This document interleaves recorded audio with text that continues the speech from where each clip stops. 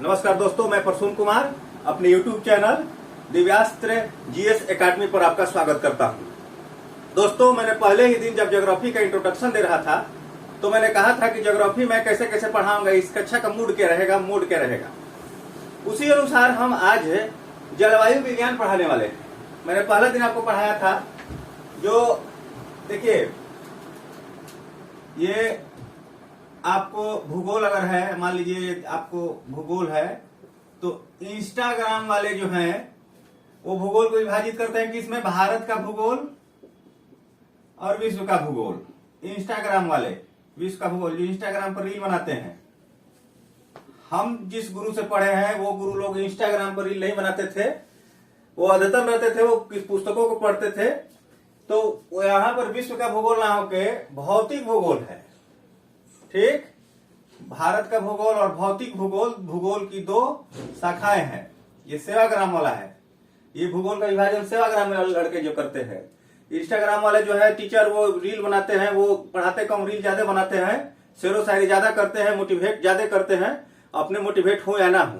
बाजार में बहुत सारे ऐसे शिक्षक हैं जो आज तक बीपीएससी क्या बीपीएसएससी का एक पीटी भी नहीं निकाले हैं। कोई जगह आकर कह दे कोई रिसर्च कर रहा है, कोई कुछ कर रहा है, बहुत भीड़ है, बहुत अच्छी बात है।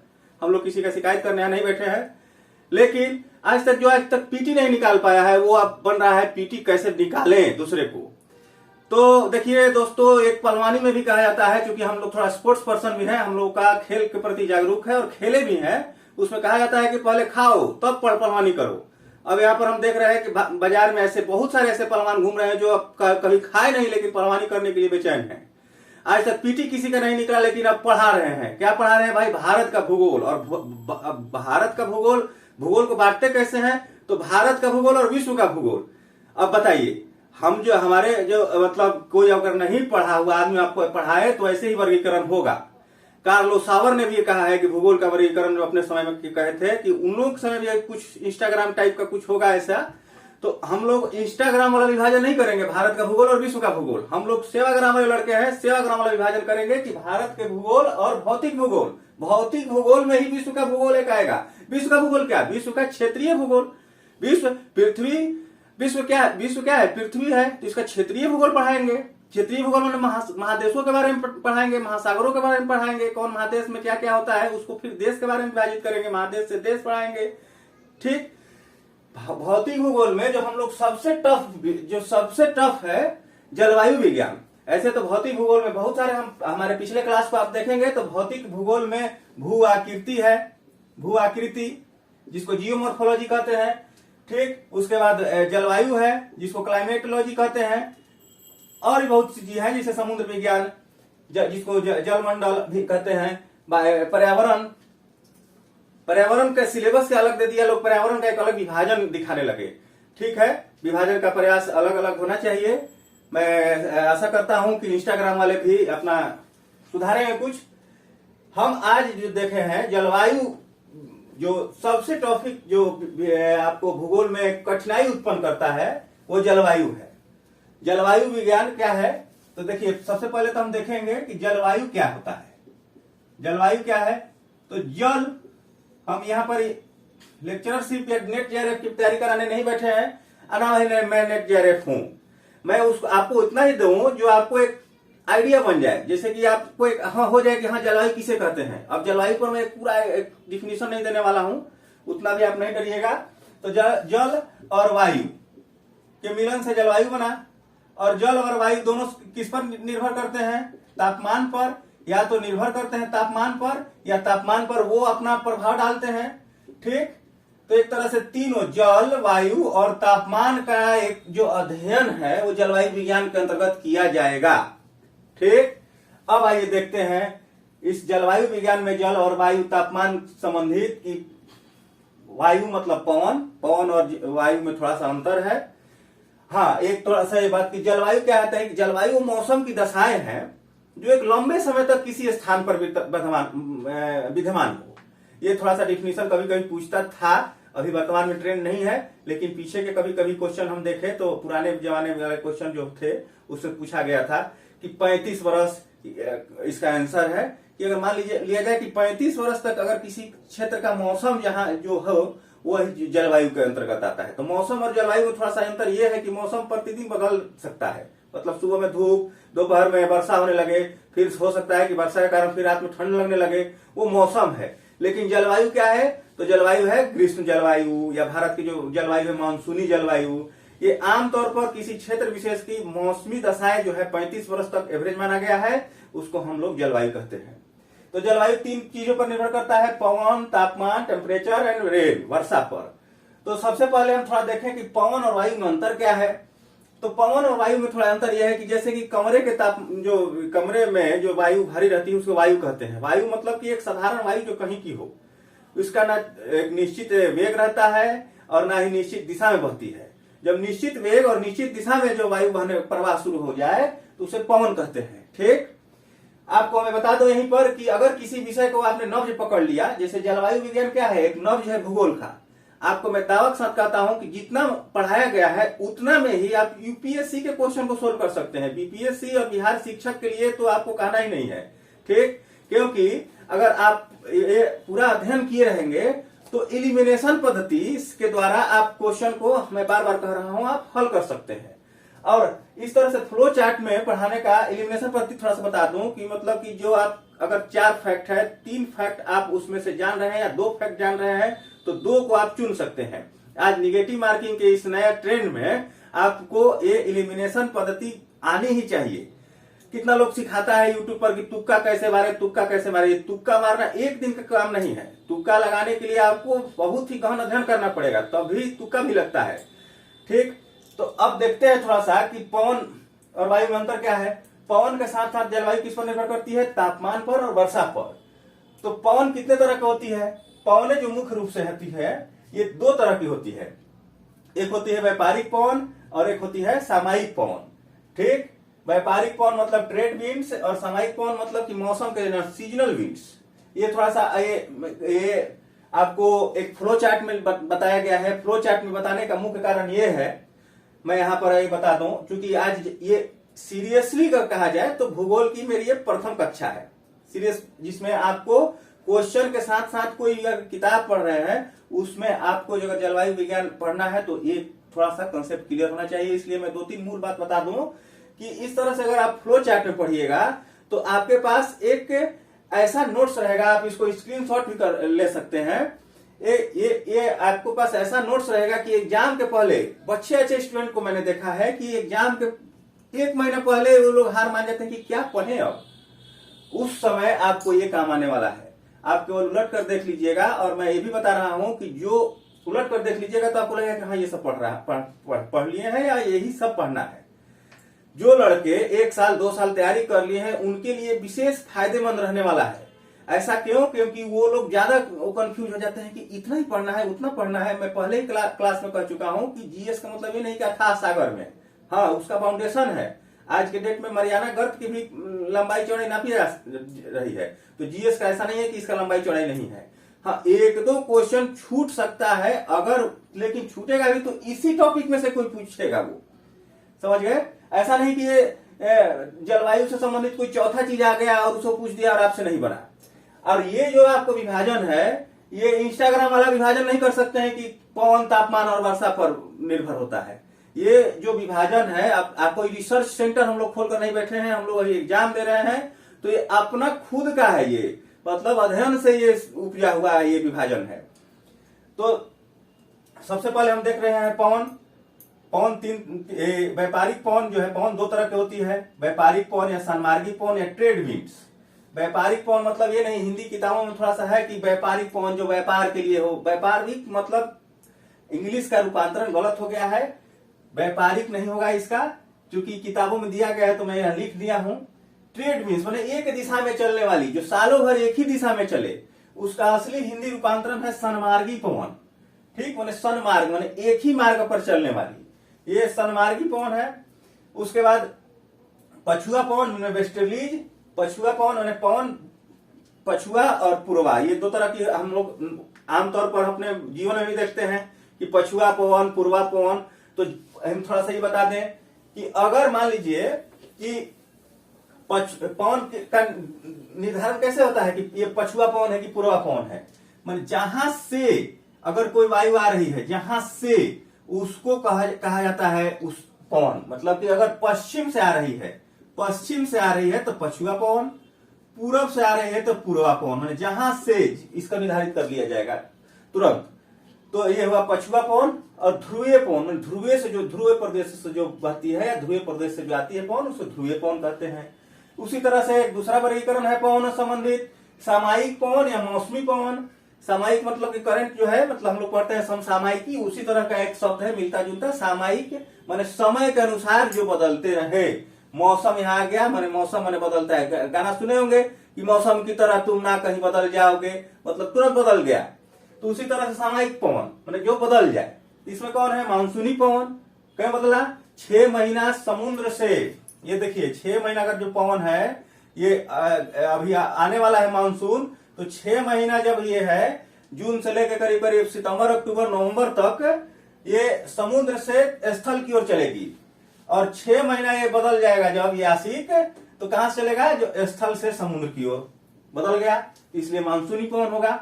दूसरा स्थल समीर और समुद्री समीर। स्थल समीर समुद्री समीर भी अब ये तो 6 महीने में बदलता था, ये और खतरनाक हो गया। इंस्टाग्राम वाला, रील बनाने वाला, ये एक दिन में 2 बार बदल जाएगा। एक बार चलेगा स्थल से ये मान लीजिए स्थलीय भाग है और ये है समुद्री भाग, तो ये आधा दिन चलेगा, ये 12 घंटा चलेगा स्थल से समुद्र की ओर, ये समुद्र से स्थल की ओर रात में, और फिर स्थल से समुद्र की ओर दिन में। 12 घंटा में बदल गया। और दूसरा ये उसी का एक भाई है पर्वत समीर और घाटी समीर। मतलब कि दिन में पर्वत समीर, रात में घाटी समीर, या उल्टा चलेगा। ये मतलब कि आपको दिन के अनुसार, मौसम या महीना के अनुसार जो पवनें अपनी दिशा में परिवर्तन कर लेती है, उसे सामयिक पवन कहा जाता है। पवन संबंधित ये 2 चीजें हैं। आप इतना समझ जाएंगे तो आगे का काम आसान होगा। और दूसरा फैक्ट, तापमान, जलवायु 3 चीजों पर निर्भर करती है। फिर मैं कह रहा हूं, पवन, तापमान और वर्षा। पवन 2 तरह की होती है, सन्मार्गी व्यापारिक पवन और सामयिक पवन। ठीक। अब आइए तापमान में हम क्या क्या पढ़ेंगे? तो तापमान में पढ़ेंगे प्रभावित करने वाले कारक।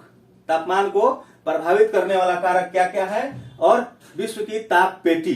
ठीक, ये तापमान के अंतर्गत पढ़ेंगे। और वर्षा के अंतर्गत ये पढ़ेंगे कि क्या क्या वर्षा कितने रूप में है। ज्यादा थोड़ा सा नहीं होता है, इसी में चक्रवात, जैसे संवहनीय वर्षा, पर्वतीय वर्षा और चक्रवातीय वर्षा। भारत में होता है पर्वतीय वर्षा। संवहनीय वर्षा कहाँ कहाँ होता है, और चक्रवातीय वर्षा क्या क्या होता है, यहीं पर हम लोग देख लेंगे। चक्रवात क्या है। ठीक, तो इस तरह से हम आगे क्लास में देखने वाले हैं। तो वायु मैं पवन का ये जो पढ़ा रहा था कि जिससे पवन, वायु, तापमान और वर्षा 3 चीजें जो जलवायु को प्रभावित करती हैं। तो अब हम थोड़ा सा पवन बताएंगे। पवन थोड़ा नहीं, पूरा होगा पवन से संबंधित। तो पवन से संबंधित फैक्ट पढ़ाने से पहले, आपको कंसेप्ट देने से पहले, वायुदाब पेटिया का आपको ज्ञान बहुत ही आवश्यक है। ये जो फिगर है, इसमें सारा तैयारी लोग कर लेता है, लेकिन ये फिगर समझ नहीं पाता है, या तो समझने का प्रयास नहीं होता है। और इसी के चक्कर में आदमी फिगर अगर समझ ले, भूगोल एक ऐसा विषय है कि अगर आप फिगर समझ लीजिएगा कोई भी चीज का, तो आप बहुत चीजें याद करने से बच जाते हैं। यानी मतलब मैप पर आपका कमांड हो गया तो बहुत चीजें याद करने से आप बच जाते हैं। लेकिन अब मैप पर कमांड कब होगा? जब आप जानते हैं, परिलिखित रूप से आप जान जाइए, या आप किसी को सुन लीजिए कि ये चीजें क्या है, उसके बाद आपको वो कमांड हो जाएगा। तो उसके बाद आप अपने से फिर मैप पर आप कमांड कर सकते हैं।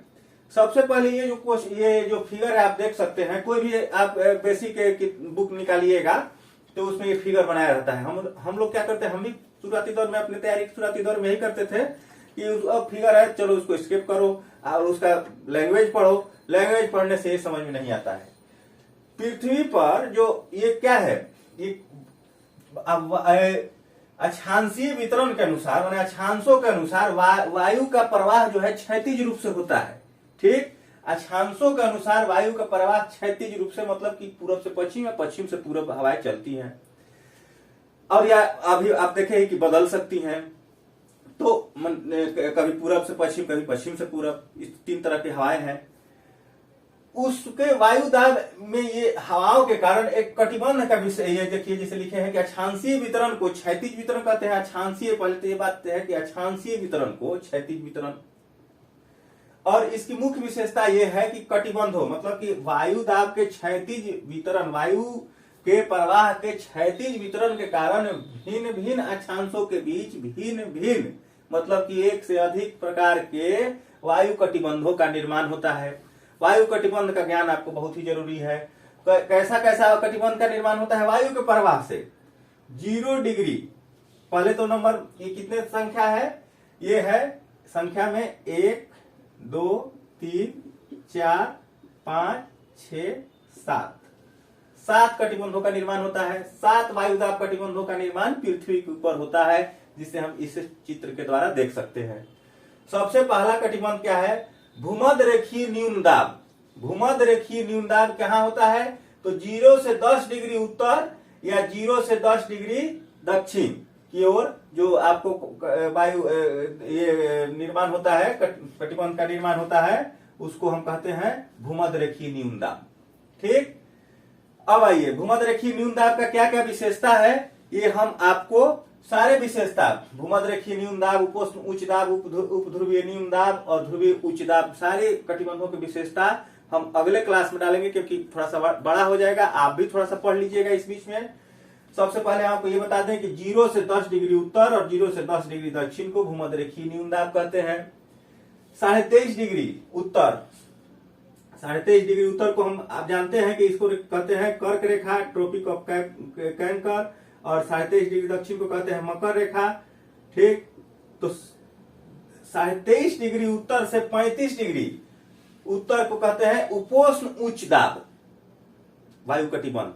क्या? उपोष्ण उच्च दाब।